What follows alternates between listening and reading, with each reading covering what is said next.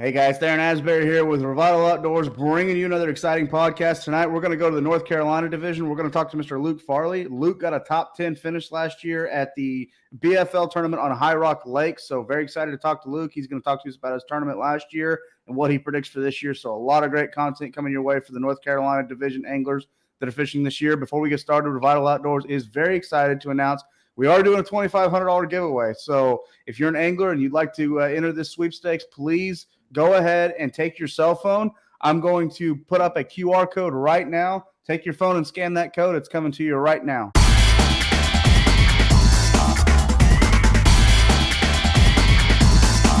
Okay, thanks for scanning that code. Again, that puts you in for our $2,500 giveaway that Revital Outdoors is going to do at the end of the season. And then also, if you weren't able to scan that code, the link to enter is at the top of the description of the video just below. So make sure you hit that link and enter in. Also, subscribe to this YouTube channel if you haven't already. That way you get notified when all of our content is dropping. We've been having a lot of great success interviewing all the BFL tournament anglers this year. Also, check us out, Revital Outdoors, on Instagram and Facebook. And if you've never heard of Revital Outdoors, we're a premium CBD company. We offer premium CBD products to all of the outdoor enthusiasts out there. So check them out on our website. You can purchase them directly off our website. They are THC-free, made right here in America. So really great stuff. Please check them out. With that being said, let's go ahead and bring Mr. Luke Farley into the studio. How you doing tonight, Luke? Doing good.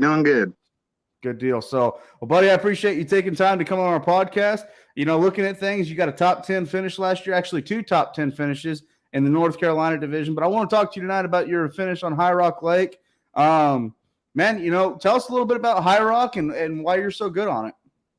Oh, well, the funny thing is, that was actually the first tournament I fished on High Rock in about 6 years. I used to fish a bunch of high school tournaments down there, and I never did great. I did win, I think, 1 state championship down there, and it was a team tournament. We did decent. Water was real muddy. We actually fished like a couple hundred yards away from the boat ramp where the BFLs put in at, and it was just one of those things. I wanted to start fishing some BFLs, and that was the first opportunity I had.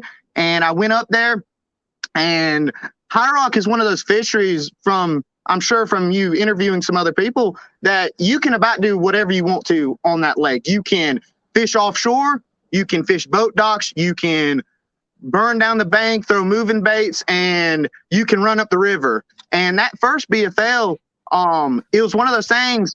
I love fishing boat docks, and that's how I wanted to catch them during that tournament.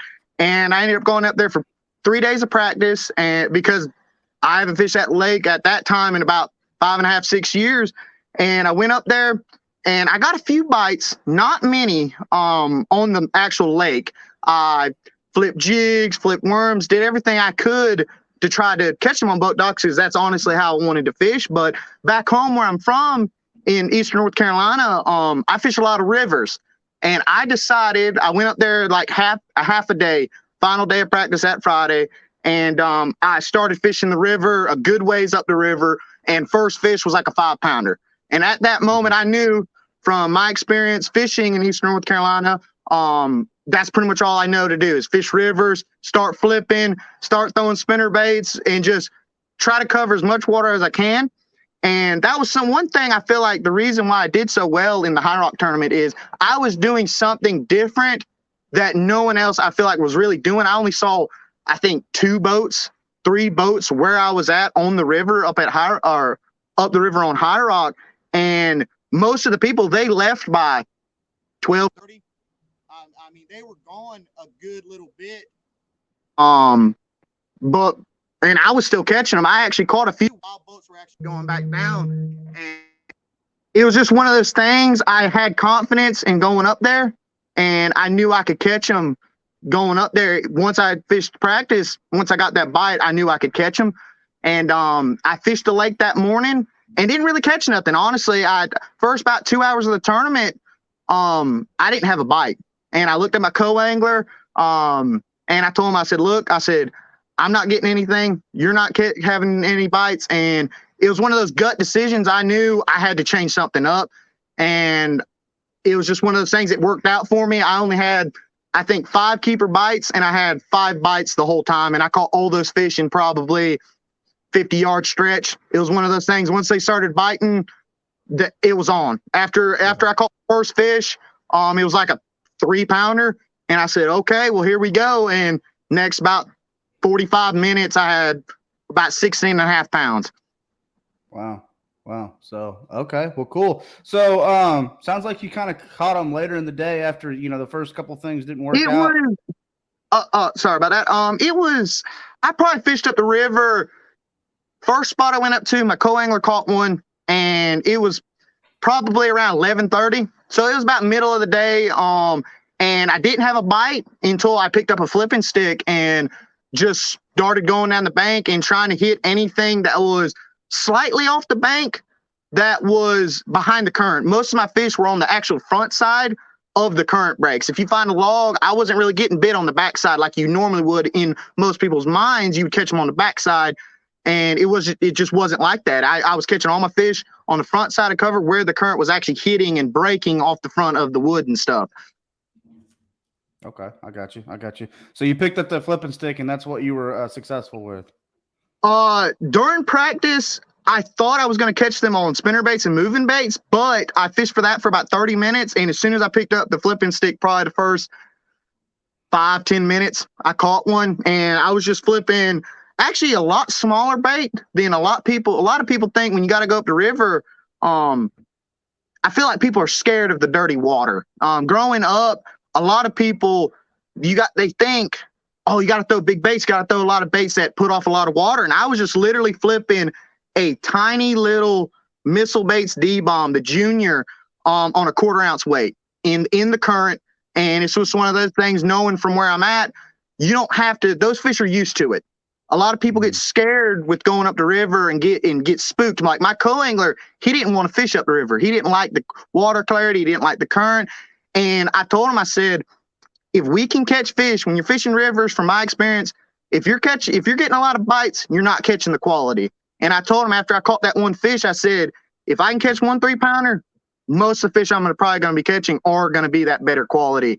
And like I said, I only had 6 bites, and I had 16 pounds in 5 of those bites.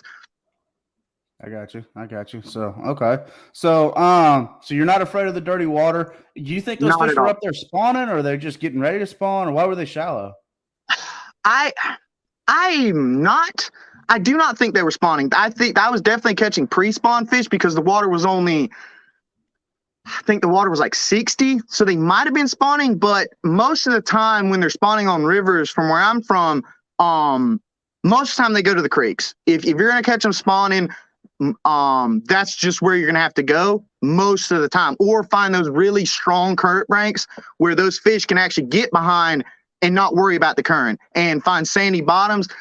I do not believe they were spawning because most of them were very healthy, very short. They weren't very big fish, but they were heavy. I think the one I caught that was like 5.5, I mean, he was probably only a 18-inch fish, 17-inch fish, but he was just super healthy. And that's the difference between those lake fish and those river fish. When you go up and you can start getting bites on the river, you'll realize very quick that those fish are built different. They're shorter and they're bigger. I don't know if they're just built with muscle or what, but they're just short and stocky fish. I got you. So, all right, well, cool. What do you predict this year versus last year? I genuinely think it's going to be a good tournament. For the most part, I'm sure from the results in past, if you don't have 15, 16 pounds, you're going to need that to be in the top 10, and you'll need that 18 to 22, 24 pound bag to have a chance at winning. So I feel very confident that it will probably be a very good tournament, especially for the shallow guys. All right. Last question before we let you go, Luke. Before or thinking about it as like a co-angler, if you were a co-angler in this upcoming event on High Rock Lake, what would you bring? If I was a co-angler, I would definitely bring a wacky rig, like a stick bait or a trick worm, throw it on just a spinning rod, 7-foot spinning rod with maybe 8 to 10 pound test, because you're going to be fishing around docks, so you might want that little bit bigger line. And shaky head. Most of the time, what I've noticed with a lot of the co-anglers, the guy on the front of the boat's going to be throwing the quote unquote bigger fish bait. So they're going to be throwing the jigs. They're going to be throwing a shaky head with a Senko on it, a 6-inch Senko. So I would try to focus on whatever your boater's fishing. If he's throwing a jig, try to throw a wacky rig. Try to throw something a little bit different to maybe get a bite that he's not fishing for. That's what I would do. So wacky rigs, shaky heads, and maybe like a top water. I got you. So, well, Luke, really appreciate you coming on board tonight and being on our podcast. Before we let you go, anybody you'd like to give a shout out to before that supports your career? My parents, definitely 100%. They've been with me with every big tournament I've ever fished. They ride with me. I do most of the driving just because my dad don't feel like doing it anymore after all those high school tournaments he used to drive me to. But definitely my parents, and without the Lord, my Lord's my biggest supporter. Definitely. Without him, I wouldn't have gotten those top 10s. It was just meant to be. Both those tournaments, I only caught about 5 or 6 fish in both those tournaments, and it just worked out. You don't got to catch many fish to catch big ones. Absolutely. So, well, from all of us at Revital Outdoors, again, you've been listening to Mr. Luke Farley, a top 10 angler from last year's BFL North Carolina Division tournament on High Rock Lake. Luke, thank you for joining us on our podcast. Good luck to all the anglers this year fishing the North Carolina Division. Be sure before we let you go, make sure you subscribe to our YouTube channel and then enter that giveaway. Again, the link for that giveaway, that $2,500 giveaway from Revital Outdoors, is at the top of the description right below this video. From all of us at Revital Outdoors, I'm Theron Asbury. Once again, thank you for tuning into this podcast. Be safe out there. God bless, and we'll talk to everyone very, very soon.